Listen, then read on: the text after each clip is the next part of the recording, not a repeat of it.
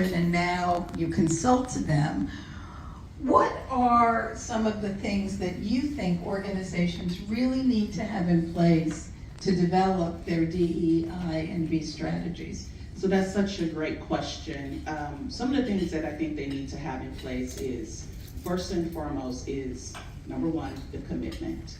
So, a lot of times organizations, they'll say it, but when it's committed in their mission and values, that's what makes it really more like a change agent. Simply because every organization, especially at the senior level executive, they have what you may call, some may call execution priorities, some may call KPIs.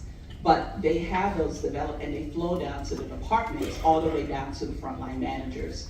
And the reason why that's important is we all know that frontline managers are the ones that have the boots on the ground.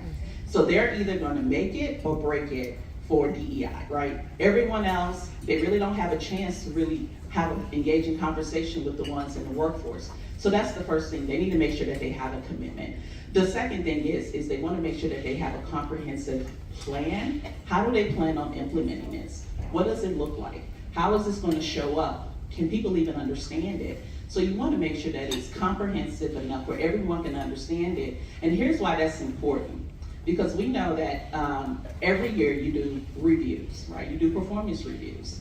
So when you are coming to meet with your manager, one of the things that we often see is that management, frontline managers, may or may not take the initiatives that employees do in terms of DEIB seriously.